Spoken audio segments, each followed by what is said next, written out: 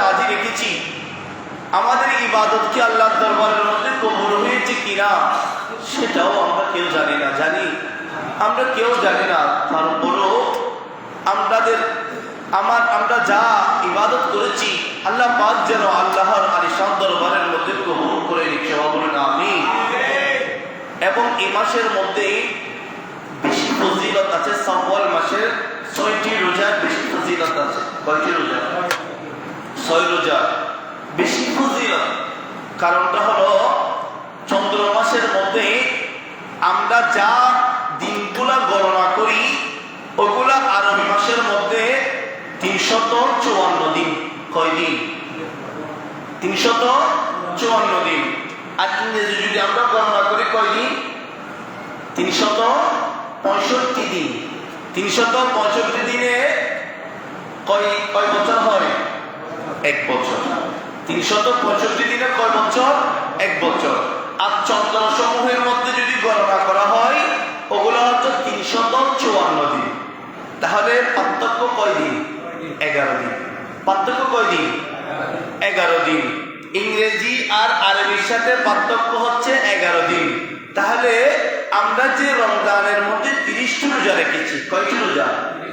30টা রোজা। কালামুল্লাহ শরীফের মধ্যে আছে বিসমিল্লাহির রহমানির রহিম, মান জাআ বিল হাসানাতি ফালাহু আশরু আমসালিহা। আল্লাহর কোন বান্দা যদি কোনো ভালো কাজ করে প্রতিটি ভালো কাজের বিনিময়ে আল্লাহ তাদের আমলনামার মধ্যে 10টি করে নেকি প্রদান করেন। আরো চাওয়াজ হল সুবহানাল্লাহ। কয়টি করে নেকি? 10টি করে নেকি তাদের আমলনামায় আল্লাহ লিপিবদ্ধ করে দেন। এখন হিসাব করেন, 30 দিন থেকে 3 দিয়ে আপনি 10 দিয়ে কি দিবেন? পূরণ দিবেন। তাহলে কত আসে বলেন? 30-এর পাশে যদি গুণ দিয়ে আপনি 10 দিয়ে হিসাব করেন তাহলে কত আসবে? কত দিন? তাহলে বাকি আছে কয় দিন? 6 দিন। কেমনে? 354 থেকে যদি 300 মাইনাস করেন তাহলে আর কত দিন বাকি? আরো 54 দিন বাকি আছে। তাহলে এগুলার হিসাব কিভাবে হবে?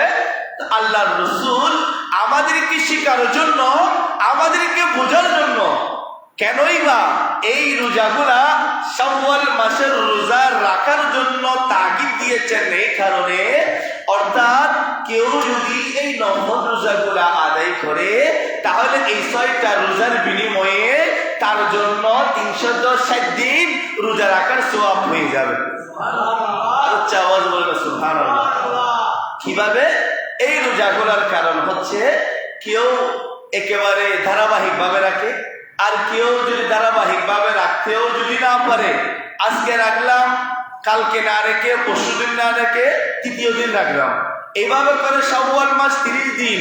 30 দিনের মধ্যে 6টি নফল রোজা আদায় করবেন, যেগুলোর কারণে আমাদের আমলনামার মধ্যে আল্লাহ 1টি বছরের সওয়াব, 1টি বছরের আমলনামা আল্লাহ আমাদের তো দিনের মধ্যে, আমাদের আমলনামার মধ্যে আল্লাহ লিপিবদ্ধ করে দিবেন। সুবহানাল্লাহ। কিভাবে? যদি একের যদি হয় 10 তাহলে 300 চলে গেল। এই 6টিকে সাথে আপনি আরো যোগ করবেন 10 যোগ করলেই তাহলে হবে কত? 60 দিন। তাহলে আমাদের আরবি মাস ছিল কয় দিন? আরবি দিন ছিল কয় দিন? 354 দিন। তাহলে প্রথমে 300, এরপরে 60 দিন। তাহলে 1 বছর কি পরিপূর্ণ হয়েছে? 1 বছর পরিপূর্ণ হয়ে গিয়েছেন। এখন প্রশ্ন আছে, হুজুর, অনেকজনে বলে হুজুর আমরা তো 29-এর রোজা রেখেছি, এখন আপনি তো বলেছেন 30-এর হিসাব দিয়েছেন, 30টাকে করলে আমরা কি পাওয়া যায়? 300 তো হয়, কিন্তু হুজুর যদি 29-এ যাই তখন কি হিসাব হবে? তখন হিসাব হবে আমরা যদি 29-এ যদি রোজা রাখি এটা গণনা হবে 30 দিন। সুবহানাল্লাহ। আল্লাহর পক্ষ থেকে এগুলা 30 দিনের সওয়াব আমাদের আমলনামার মধ্যে আল্লাহ লিপিবদ্ধ করে দিবেন। আরো আওয়াজ হলো সুবহানাল্লাহ। দেখেন আল্লাহ আমাদেরকে কতই বড় নিয়ামত দিয়েছেন, কত ইহসান করেছেন। কারণ যারা শাওয়াল মাসের রোজার ফজিলত কিভাবে এসেছে, অর্থাৎ হাদিস শরীফের মধ্যে আছেন মান সামা রমাদান, মান সামা রমাদানা ওয়া আতবাআহু সিত্তাতা মিন শাওয়াল, যেই ব্যক্তি রমজানের রোজা রাখলো, 30টা রোজা পরিপূর্ণভাবে যে আদায় করলো, তার জন্য তার সাথে ওয়াত্তাবাআতু সিত্তাতা মিন শাওয়াল, শাওয়ালের 6টি রোজা সে যদি কি করে যোগ করে, তার জন্য ফাকান্নামা সাওমাদ দাহরা কুল্লুহু বিল কামালি, অর্থাৎ শাওয়াল মাসের 6 রোজা যদি যুক্ত করেন, সে যেন গোটা বছর কামাল মানে এটা কি হয়ে যাবে, পরিপূর্ণ হয়ে যাবে, সেই যেন একটি বছর রোজা রাখা তার জন্য পরিপূর্ণ হয়ে যাবে। আরো চাওয়াজ হলো সুবহানাল্লাহ। আরে কয়টি রোজা? 6টি রোজা রাখলে এক বছর পরিপূর্ণ রোজা রাখার কি হয়ে যাবে, সওয়াব আমরা পেয়ে যাব। এটার কারণে ওয়াতাহু বিসিয়ামি কুল্লা ইয়াউমি তাওয়াবি 40 ইয়াওমান ওয়া রাফাউ আনহু আযাবাল কবর ওয়া সিত্তাতু ইয়াউমাল কিয়ামাতি ওয়াল আহওয়ালি, আল্লাহ তাকে প্রত্যেক দিনের রোজার বিনিময়ে 40 দিনের পুণ্য তার আমলনামার মধ্যে আল্লাহ লিপিবদ্ধ করে দিবেন। কয় দিনের আমল?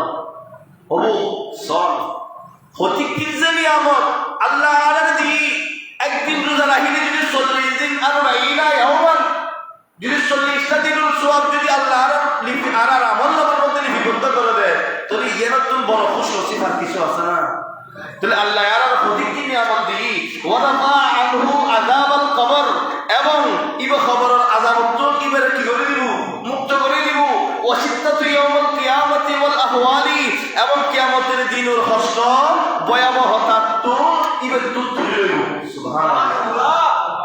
আমার রাসূল এই হাদিস শরীফের মধ্যে বলেন, আমার যে উম্মত আল্লাহর যে বান্দা রমজানের মধ্যে 30 রোজা সে যদি পরিপূর্ণ করে, সেই যদি 30 রোজার পর শাওয়াল মাসের 6টি রোজা সে যদি পরিপূর্ণ করে, শাওয়াল মাসের 6টি রোজা যদি রমজানের সাথে সে যদি যুক্ত করে, আল্লাহ তার আমলনামার মধ্যে প্রত্যেকটা দিনের বিনিময়ে, প্রত্যেকটা রোজার বিনিময়ে তার আমলনামায় 40 দিনের সওয়াব আল্লাহ লিপিবদ্ধ করে দেবেন।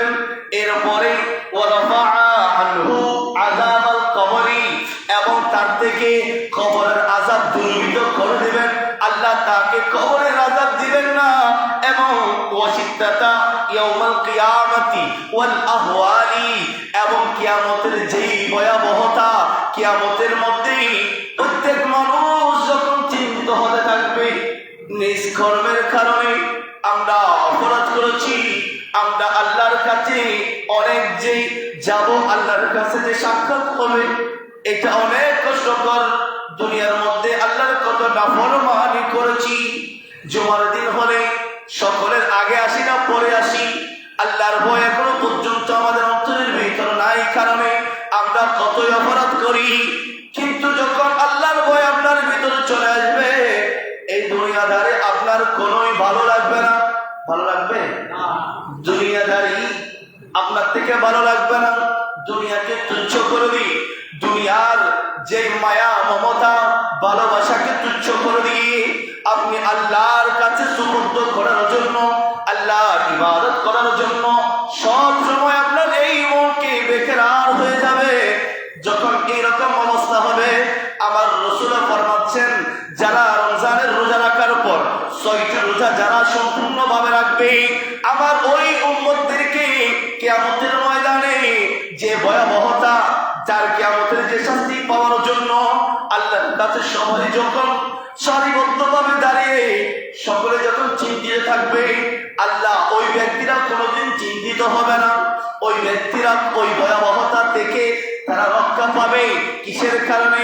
ওই রোজা রাখার কারণে এবং ওই ভালো আমল করার কারণে আল্লাহ তাদেরকে তাদের কাছ থেকে ওই কবরের আযাব পর্যন্ত তুলে নেবেন। কবরের আযাব পর্যন্ত কি করে নেবেন? তুলে নেবেন। এখন প্রশ্ন হচ্ছে, অনেক মানুষ আছে যারা রমজানের মধ্যে ওজনের কারণে, কিসের কারণে? ওজনের কারণে, সমস্যার কারণে অসুস্থ ছিল, মা বোনরা অসুস্থ হচ্ছে, কেউ 3 দিন 5 দিন 7 দিন 9 দিন এভাবে 10 দিনের উপরে মা বোনরা কোনো অসুস্থ থাকে না। যদি এরকম হয়, কেউ রমজানের রোজাগুলো আদায় করতে পারে নাই, রমজানের রোজা কি ছিল? ফরজ নাকি ওয়াজিব? ফরজ ছিল। কিন্তু শাওয়ালের রোজা কিন্তু ফরজ না। শাওয়ালের রোজা কি? ফরজ না, এটা হচ্ছে নফল রোজা। শাওয়ালের রোজা হচ্ছে কি রোজা? নফল রোজা। রমজানের রোজা কি রোজা? ফরজ রোজা।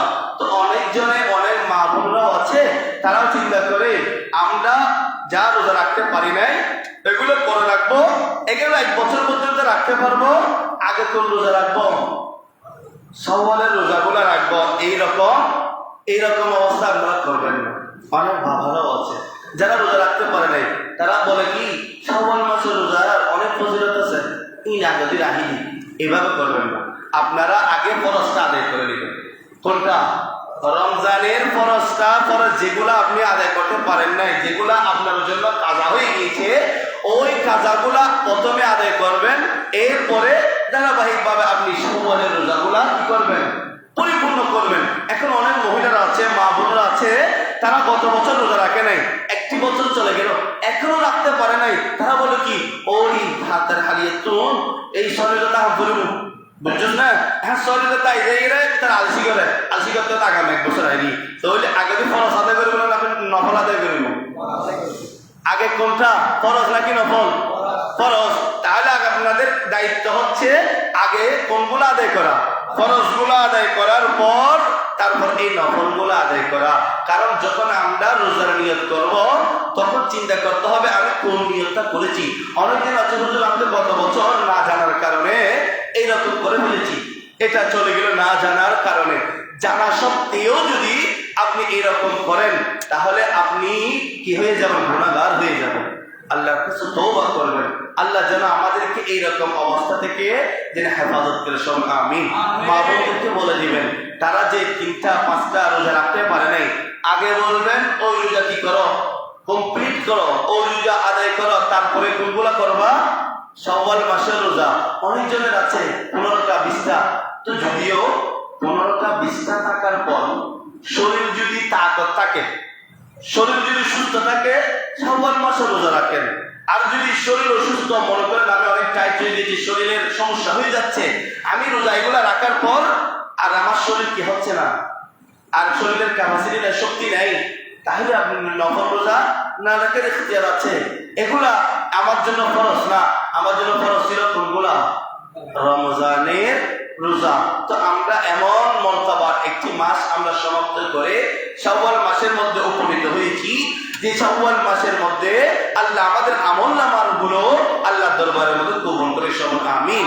এবং এই মাসের থেকে, এটা হজের মাস, এই মাস থেকে হজের প্রস্তুতি শুরু, এবং এই মাস থেকে যারা হজ করার জন্য ইচ্ছা পোষণ করেছে, আল্লাহ যেন প্রত্যেকের ইচ্ছা অনুযায়ী তাদের আমলনামার মধ্যে সব ভালো কাজ যেন আমরা যেন করতে পারি, আল্লাহ আমাদেরকে কবুল করে। সব আমিন। এবং যে গত রমজানের মধ্যে আমরা আল্লাহর বান্দাদের, রসুলের উম্মতদের যে ধারাবাহিকভাবে ইবাদতের প্রতিযোগিতা ছিল, আমরা যেন ওই প্রতিযোগিতা যেন আগামী রমজান আসার আগ পর্যন্ত এভাবে যেন ধারাবাহিকতা যেন বজায় রাখতে পারি। আল্লাহ আমাদেরকে কবুল করুক। সব আমিন। কারণ শাওয়াল মাসের চাঁদ যখন উদিত হয়েছেন, এই দিন থেকেই আল্লাহর নাম নেওয়া, নামাজ সহ বাদ দিয়ে দিয়েছি। ঠিক কি না? ঠিক না? হবে তো? এটা অপরাধ আছে। তখন মনে করেন রমজানের মধ্যে 30 রোজার মধ্যে মসজিদ পরিপূর্ণ আছেন, শাওয়াল মাসের চাঁদ উড়িবার লয় মসজিদ থাকবে, মসজিদ কেউ তুই কি নারা আর মৌসুম দি 1 মাসে মুসল্লি আসলাম এত লাই আর কিনো করে আল্লাহ হাসে ফানা সব করে তওবা করে আল্লাহ আর যে রমজান মাসের মধ্যে এত এদিকে ইবাদত করছি, শুধু একটি কিনলে যে সমস্ত আনুটি আর হত ব্যাকে বাদ দিবে লাই, এলে হইলে কি এলে না হয়। আল্লাহ জানতে কি শাওয়াল মাস থেকে আমরা চিন্তা করব, আল্লাহ যেভাবে রমজানের মধ্যে আমরা কি করেছি, ইবাদত করেছি, ততটুকু যদি করতেও না পারি, নিষ্প পরিমাণ আমরা যদি ওইটার অর্ধেক হয়, তারপরেও চেষ্টা করব এই ইবাদত যেন ধারাবাহিকভাবে যেন বজায় রাখতে পারি। আল্লাহ আমাদেরকে আপনার দরবারের মধ্যে কবুল করে। সব আমিন। আল্লাহুম্মা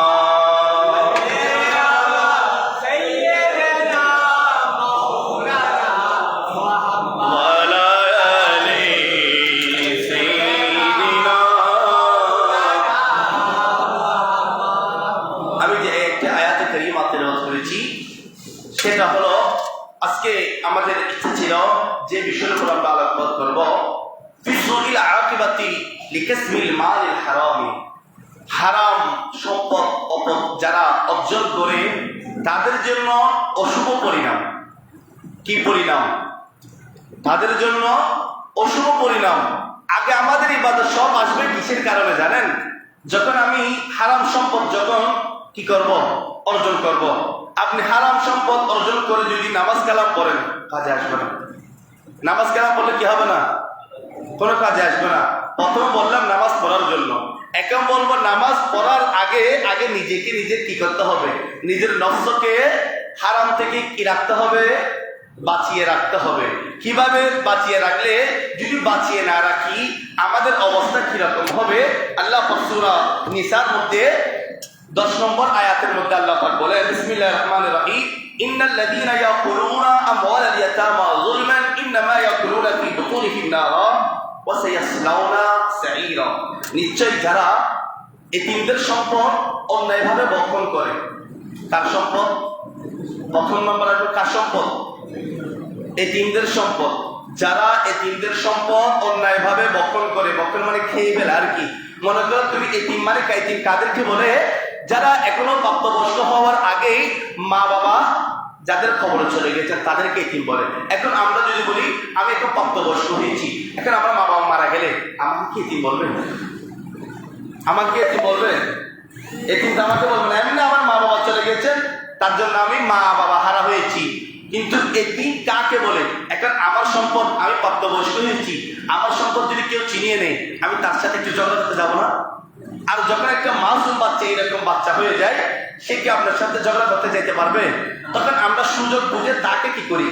তার সম্পদগুলা চিনিয়ে নিই, তার সম্পদগুলা আমার ভিতরে নিয়ে নিই। আমরা ভাই যদি 5 জন থাকি, 5 জনের ভিতর যে সম্পদশালী, যে শক্তিওয়ালা, যে জিসিমের মধ্যে একেবারে মনে করেন তাকত আছে, সে কি করে ওদের সম্পদগুলা, যারা একেবারে সুফি মনে করেন একেবারে নরম তবিয়তের মানুষ, তাদের সম্পদগুলো কি করে নি আস্তে আস্তে আমার ভিতরে নিয়ে ফেলি।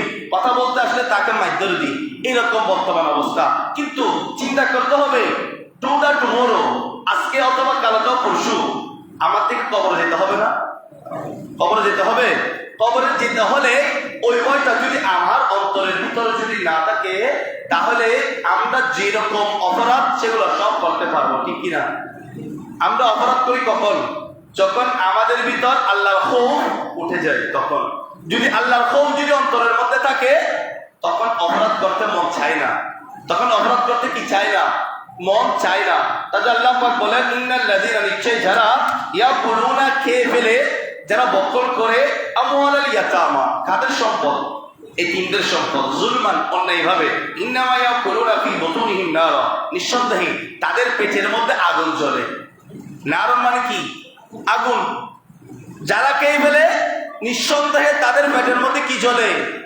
আগুন জ্বলে। ওয়াসায়াসলাউনা সাঈরা, কারণ তারা যা খেয়েছি ওগুলো সব আগুন খেয়েছে। যারা খেয়েছে তারা কি খেয়েছে? আমরা মনে করি আমি এখন ধন সম্পদওয়ালা, আল্লাহ আমাকে টাকা পয়সা দিয়েছেন, কিন্তু এই টাকা পয়সা আমি কার থেকে, অন্য কারো কাছ থেকে যদি বক্ষণ করে ফেলি, এগুলা আল্লাহর দেওয়া একটা বিধান। আমরা এই সম্পদগুলা ভালো ভালো খাওয়ার, একেবারে আমি হাজি বিরিয়ানি খাচ্ছি না, এগুলা খাচ্ছি সব আগুন। আগুনের ওই কয়লা আমার পেটের মধ্যে ঢুকতেছে। ওয়াসায়াসলাউনা সাঈরা, এবং অচিরেই তারা ওই জ্বলন্ত আগুনের মধ্যে পুড়ে ছারখার হয়ে যাবে। তারা যারা অন্যায়ভাবে কারো সম্পদ ছিনিয়ে নেয়, তাদের অন্তর পেটের মধ্যে কি হয়ে যায়? জ্বলন্ত আগুন জ্বলতে থাকবে। এটা চিরেই জ্বলতে থাকবে, এটা কমবে না। আমাদের তো আল্লাহ চক্ষু দেয় নাই, আমরা দেখতেছি না। কিন্তু যখন আমাদের এই নিঃশ্বাসটা চলে যাবে, ভয়াবহতা যখন চলে আসবে, তখন না আমাদের কি অবস্থা হবে? আল্লাহুম্মা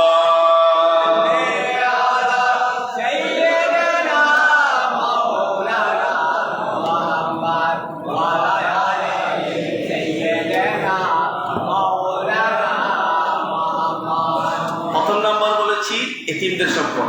এরপরে আল্লাহ পাক সূরা নিসা আবার 29 নম্বর আয়াতের মধ্যে আবার বলেন, বিসমিল্লাহির রহমানির রহিম, ইয়া আইয়ুহাল্লাযীনা আমানু। এখন সম্বোধন করছেন কাদেরকে? আল্লাহর মুমিন বান্দাদেরকে। মুমিন বান্দা কারা? যারা আল্লাহকে ভয় করে তারাই, যারা ইমানদার বান্দা তারা। যদি প্রথমে বলে দিয়েছিলাম আল্লাহকে ভয় করবে কারা, যারা মুমিন বান্দা, আপনাদের মতো যারা পাঁচ ওয়াক্ত নামাজ পড়ে, যারা জিকির আজকার করে, ওই ব্যক্তিগুলো আল্লাহকে ভয় করবে। আর যারা আল্লাহকে ভয় করে না, তারা এখনো দেখবেন ঘরের মধ্যে বসে আছে, তারা টাইপিংয়ের মধ্যে আছে, তারা অযথা ফাহাশা কালামের মধ্যে আছে, কথাবার্তার মধ্যে আছে। তারা এখনো পর্যন্ত কি আসবে না, মসজিদে আসবে না। কিন্তু আল্লাহ সম্বোধন করতে বলছেন কাদেরকে, ইয়া আইয়ুহাল্লাযীনা আমানু, হে ঈমানদারগণ, লা তাকুলু, এর লামে তাকিদের মধ্যে লা তাকুলু, আল্লাহ বলে দিচ্ছেন লা, তোমরা কেউ না, তাকুলু আমওয়ালাকুম বাইনাকুম, তোমরা নিজেদের মধ্যে অপরের অর্থ সম্পদ তোমরা অন্যায়ভাবে বক্ষণ করিও না। তোমরা নিজেদের মধ্যে, তো নিজেদের মধ্যে মতলব আমাদের কথা আছে, এটার মানা হচ্ছে আমরা নিজেদের মধ্যে আমার ভাইয়ের সম্পদ, আমার বোনের সম্পদ, আমার প্রতিবেশীর সম্পদ, এইরকম করে যা কিছু আছে, মনে করেন আল্লাহ আমাদেরকে যা দিয়েছেন এতটুকু সন্তুষ্ট থাকি না, এগুলা না নিয়ে আমি যদি অন্য জনের সম্পদ নিয়ে থাকি, লা তাকুলু, আল্লাহ বলেছেন তোমরা বক্ষণ করিও না আমওয়ালাকুম বাইনাকুম বিল বাতিল, একে অপরের অর্থ সম্পদ। তো আমরা যদি একে অপরের অর্থ সম্পদ যদি বক্ষণ করি, ইল্লা আন তাকুনা তিজারাতান আন তারাদিন মিনকুম, আল্লাহ প্রত্যেক বক্ষণ করিও না। এরপরে তোমরা তোমাদের পরস্পরের সন্তুষ্টির জন্য, পরস্পরের সন্তুষ্টির ক্রমে ব্যবসা করা, সেটা বৈধ করেছেন। সুবহানাল্লাহ। মনে করেন আমরা পার্টনার হিসেবে অনেক ব্যবসা আছে না, পার্টনার হিসেবে কি আছে, ব্যবসা আছে। এই পার্টনারের মধ্যে আমি যদি বলি ভাই আমি 5,000 টাকা মুনাফা দেব, তুমিও 5,000 টাকা মুনাফা দেবা, তাহলে আমরা দুজনে কি হয়ে গেছি, একমত হয়ে গিয়েছি। এই একমতের মধ্যে আল্লাহ বলেন এটা কিন্তু বৈধ, কারণ আমাদের সম্মতি আছে। কিন্তু কেউ বললো তুমি 5,000 টাকা দিয়েছ, এখন আমি এখান থেকে আর বেশি নেব, ওই রকম হওয়া যাবে না। আমি 5,000 টাকা দিয়েছি, এখান থেকে 10,000 টাকা মুনাফা হয়েছে, এগুলা থেকে আমরা যা হয়েছেন এগুলো সমান ভাগে ভাগ করতে হবে। এখন যদি বলি আমি বেশি নেব তুমি কম নেবা, এরকম হওয়া যাবে না। যদি তোমাদের সর্বসম্মতি ক্রমে তোমরা যদি এই ব্যবসাটা করো, তাহলে সেই ব্যবসাটা আল্লাহ বলেন এই তিজারাটা সেটা বৈধ। ওয়ালা তাকতুলু আনফুসাকুম, তোমরা তোমাদের মধ্যে কাউকে হত্যা করিও না, কাউকে কি করিও না, হত্যা করিও না। এখন মতের অমিল হলে একেবারে চুপ করে লাগাই দিই, ঠিক কিনা? বর্তমান অবস্থা কি, মতের অমিল মানে আর হতাল্লা তোমার হতা ন মিলে, ধান শক্তি আছে যে ক্লোজ করে দিয়ে দিলাম, তো সাপ্তার ক্লোজ করে দিই, এখন আর কিছু নেই। কারণ কি, আর ভিতরে শক্তি আছে, আর ইয়ে প্রয়োগ গরম করবো। কিন্তু আল্লাহ তাকে বলতে বলে আনফুসাকুম, তোমরা তোমাদের মাঝে নিজেদেরকে কি করিও না, হত্যা করিও না। ইন্নাল্লাহা কানা বিকুম রহিমা, নিশ্চয় আল্লাহ তোমাদের ব্যাপারে অনেক দয়াবান। সুবহানাল্লাহ, সুবহানাল্লাহ। আল্লাহ কিবান, অনেক দয়াবান তোমাদের ভিতর। তোমরা নিজেরা নিজেদের প্রতি কাউকে হত্যা করিও না। মতের অমিল হতে পারে, তার জন্য একটা মানুষকে পিটাইয়ে মারতে হবে। মতের অমিল হতে পারে, তার জন্য একটা মানুষকে পাথর দিয়ে মারতে হবে। মতের অমিল হতে পারে, তার জন্য আমার শক্তি প্রয়োগ করার জন্য আমি একটা মানুষকে, জীবন্ত একটা মানুষকে কিভাবে আমরা শেষ করে দিচ্ছি।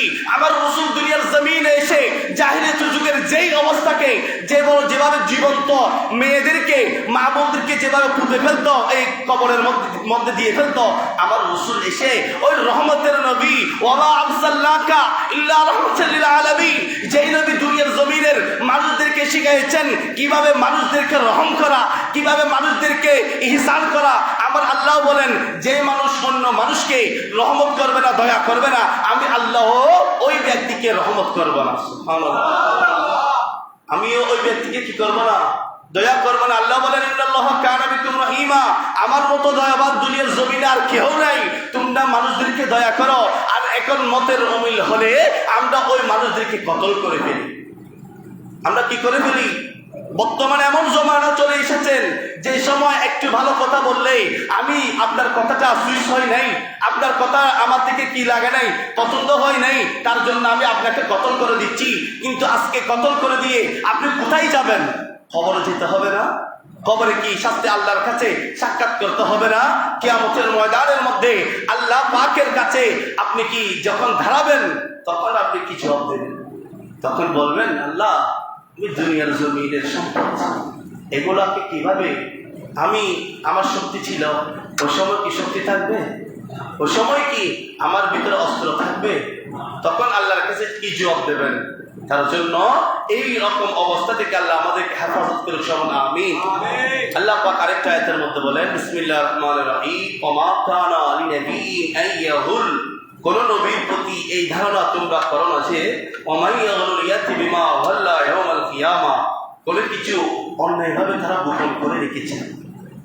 এটা আমার রাসূলের পাকের এটার তরজমার মধ্যে এসেছে। রাসূলের পাকের জমানার মধ্যেও কেউ কেউ রাসূলকে বলেছেন এগুলো আল্লাহর কাছ থেকে এসেছেন, এরা গোপন রেখেছেন। আমার রাসূলের আগেই অনেক নবীরা এই কথাগুলো গোপন রেখেছেন, কিন্তু আল্লাহ বলেন তোমরা কোন নবীদের ভিতর এই কথা কি বলবে না, এই কথা ইচ্ছা পোষণ করবে না, ধারণা করবে না। তারা কি কোনো কথা কোনো কিছু তোমাদের কাছ থেকে গোপন রেখেছেন এই রকম কথাও বলাও যাবে না। ওমাইয়াগুলোর ইয়াতি বিমা ওয়াল্লা ইয়াউমাল কিয়ামা, যে কোনো কিছু অন্যায়ভাবে গোপন করে রাখবেন সে ব্যক্তি গোপন করে যদি রাখতে দেওয়া হয় তাদের কোনোইভাবে অন্যায় করা হবে না। মনে করেন এখনো পর্যন্ত যদি আমরা কেউ কারো সম্পদ গোপন করে রেখে দিয়েছি, কিন্তু মনে করি আমরা সেই সম্পদের খবর শুধু আমি জানি আর কেউ জানে না। আল্লাহ বলে তোমরা যা কিছু করো না কেন সব কিছুর খবর আমি আল্লাহর কাছে আছে কিনা, তো গোপন কাটতেই করবেন। কেউ আছেন মনে করে আমি কাগজ কলম কিছু জানি না, জমি জমার ওগুলো সম্পদ বুঝি না, ভাইয়ের সম্পদ আমি শেষ করে দিয়েছি, কিন্তু এখন না জানা সত্ত্বে ভাই তো বলেছেন ইখতিয়ারের মধ্যে আমি নিশ্চয় হয়ে গেছি, আল্লাহর কাছে ফয়সালা দিয়ে দিয়েছি। আল্লাহ বলেন এই আমার বান্দা যত কিছু করো দুনিয়ার জমিনে করে ফেলো, কিন্তু যখন আমার সামনে আসবে তখন তোমার কি অবস্থা হবে সেই দিনের কথাটা চিন্তা করতে হবে। হাদিস শরীফের মধ্যে হযরত সাঈদ ইবনে যায়েদ তিনি বলেন ক্বালা সামি'তু, আমি আমার রাসূলুল্লাহ সাল্লাল্লাহু আলাইহি থেকে শুনেছি, ক্বালা সামি'তু নবিয়্যা ইয়াকুল মান আখাযা শিবরান মিনাল আরদি যুলমান ফাইন্নাহু ইয়াতাওয়াফাকুহু ইয়াওমাল কিয়ামা মিন সাবঈ আরদিনা। আমি নবী করিম সাল্লাল্লাহু আলাইহি ওয়াসাল্লাম থেকে বলতে শুনেছি যে ব্যক্তি অন্যায়ভাবে এক বিগত পরিমাণ জমিন গ্রহণ করবে, কয় বিগত? এক বিগত পরিমাণ, কিভাবে? যুলমান মানে অন্যায়ভাবে। ফাইন্নাহু ইয়াতাওয়াফাহু ইয়াওমাল কিয়ামা মিন সাবঈনা আরদান, তাহলে কিয়ামতের দিন 7 পৃথিবী, কয় পৃথিবী? ওহো একখান পৃথিবী তারা আছে না, 7খান পৃথিবী তার গলার মধ্যে বেরি মারিয়ে এবার গলার মধ্যে জুড়ে দিব। অন পৃথিবী কদুরিয়ার মানুষ হরে যাবে। আজ একটা দিনে সামান্য কানাগরি সূর্য তাপ করলে যে কষ্ট লাগে, আল্লাহ রসুল হতে খবর পৃথিবী 7খান পৃথিবী হিবের গলার মধ্যে আনিয়ে রে গলার মালা দিয়ে দিব। এই নলে তো সেই সম্পদ যে সম্পদ অন্যায়ভাবে বক্ষণ করছো, যে সম্পদ অন্য জন সম্পদ আছিল তয় অন্যায়ভাবে বক্ষণ করে দিও। আরেক করে হয়তো সাথে এরকম অন্যায়ভাবে সম্পদ লই নলিও কেউ যারা কি নদে জাহাজ নদে বহুত দিন বহু সম্পদ নেই না, তো এখন ক্লাইন্ট করি আর কি নদী বড় বড় এখন ইন্ডাস্ট্রির মালিক ইতারা তেইশ লক্ষ লক্ষ কোটি কোটি টিয়া কেসি জাহাজ আসি টিয়া যাতে নলে 5 লাখ 6 লাখ টিয়া আর গুণ হরে অনেক সম্পদ বদলে হারাম সম্পদ ন, তো ব্যক্তি কেউ দিই জাহাজ দিলি আর সম্পদ কি হবো দে পবিত্র হইতে হবো দে, জাহাজ দিলি আল্লাহ আরো বাড়ে দিব দে, দান সৎকা করলি আল্লাহ আরো বাড়াই দিব, সুদ খাইলি আল্লাহ বাড়াই দিব না, শুধু ব্যবসা করলে আল্লাহ বাড়াই দিব না, কেন দিব? শুধুর মধ্যে যদি তাহি আর সম্পদ ব্যক্তি বিনিষ্ট হয়ে যাবো, হারাম হয়ে যাবো, ব্যক্তি যাবি। কিন্তু যদি আল্লাহর রাস্তার যদি আয় দান করি, যদি আমি ভালো কাজের মধ্যে যদি ব্যয় করি, তাহলে ওই সম্পদের বিনিময়ে আল্লাহ আরো বাড়িয়ে দিবেন। আল্লাহুম্মা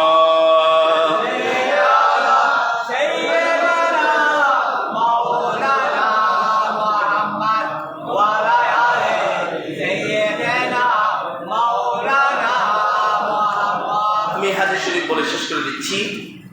আমার রাসূল পাকের জামানায় কেমন যেগুলা আগে হবে কিয়ামতের আগ পর্যন্ত হবে সবগুলো আমার রাসূল কি করে দিয়েছেন, সবগুলো বলে দিয়েছেন। আর যারা সম্ভক্ত শয়তান তারা বলে কি রাসূল ইলমে গায়ব জানে না।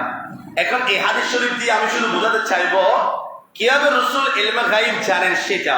এটা হচ্ছে বুখারী শরীফের একটি হাদিস, যেখানের মধ্যে আমার রাসূল সাল্লাল্লাহু আলাইহি ওয়াসাল্লাম থেকে বর্ণনা করেছেন হযরত আবু হুরায়রা আন আবি হুরায়রা আন নবী সাল্লাল্লাহু আলাইহি ওয়াসাল্লাম ইয়াতি আলান নাসি জামানুন, ইয়াতি আলান নাসি জামানুন, মানুষের নিকট এমন একটি সময় আসবে, জামান মানে সময়, মানুষের নিকট এমন একটি সময় আসবে, লা ইউবালিল মারআ মা আখাযা মিনহু আমিনাল হালালি আও মিনাল হারামি। আমার রাসূল বলেন, আমার উম্মতের মধ্যে এমন একটি সময় চলে আসবে, এমন একটি জামানা চলে আসবে, যে সময় যা সে গ্রহণ করবে সেটা হালাল নাকি হারাম সেটাও পরোয়া করবে না। কি করবে না? মনে করেন এই বস্তুটা, এই জিনিসটা, এই রুপিয়াটা আমার জন্য হালাল নাকি হারাম, এগুলো চিন্তা করবে না। আসলো টাকা, আমি কি করে ফেলেছি?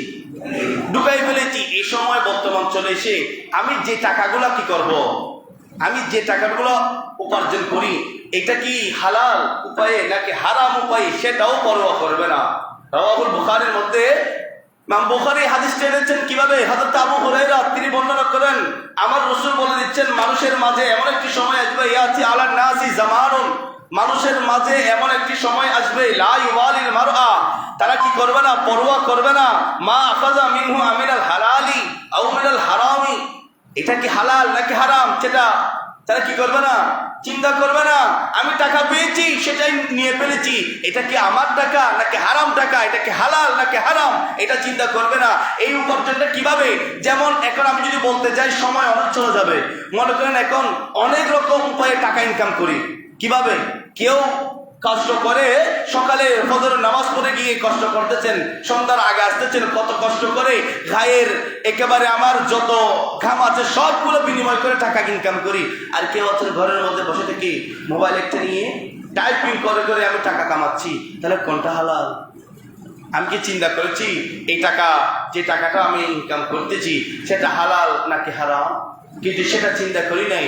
এখন আমার চিন্তা হচ্ছে কেমনি আমি 2 টাকা বেশি ইনকাম করে আরো একেবারে ফিটফাট থাকবো, আরো একটি সবার সামনে আমি প্রেজেন্টেশন করব, এইরকম অবস্থার মধ্যে হয়ে গেছি। আমি এই কথাটা কেন নিয়েছি?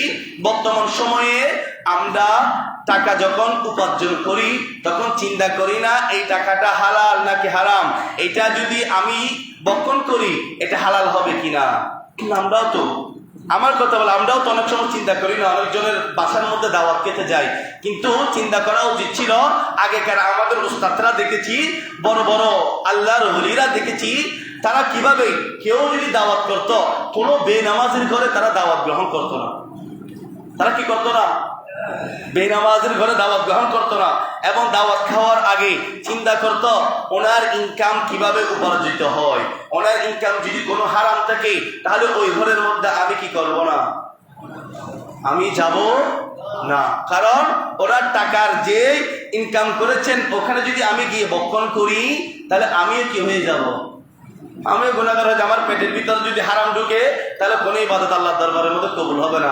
যাররা পরিমাণ যদিও যদি কোনো হারাম যদি বস্তু যদি আপনার পেটের ভিতর ঢুকে তাহলে ওই সময় আমাদের ইবাদত কবুল হবে না। আমাদের ইবাদত কবুল না হওয়ার একমাত্র কারণ হচ্ছে, সেটা হচ্ছে আমরা হারামের মধ্যে আছি। আপনি হারাম ছেড়ে দিয়ে হালাল উপার্জনে যদি একেবারে সামান্য রুপিয়া হয়, ওইটা দিয়ে যখন আল্লাহর কাছে দোয়া করবেন কিছু পেয়ে, ওই সময় আমাদের দোয়া আল্লাহ দরবারের মধ্যে কবুল হবে। সুবহানাল্লাহ। আল্লাহ দরবারের মধ্যে কি হবে? এখন সবাই বলি আমরা অনেক রকম দোয়া করি আল্লাহর কাছে, ওই দোয়া কবুল হচ্ছে না। কবুল না হওয়ার কারণ হচ্ছে আমাদের ইনকাম হালাল না। আমাদের ইনকাম কি? আর হারাম উপার্জনে ইনকাম করে আমরা লক্ষ লক্ষ কোটি কোটি বিলিয়ন টাকার ইনকাম করি, অন্তরে শান্তি, অন্তরে কি নেই।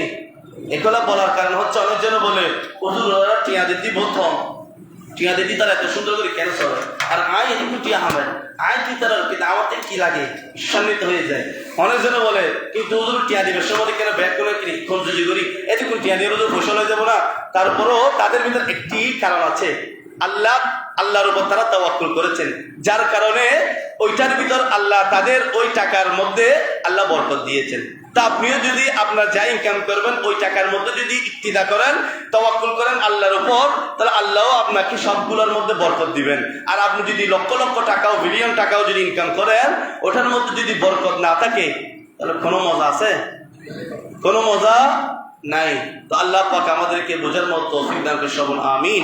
এবং যারা হারামের মধ্যে আছেন, আপনার যা সম্পদ পাওয়ার তো হলো নেন, এর থেকে যদি বেশি যদি চিন্তা করেন তাহলে পরকালের কথা চিন্তা করবেন।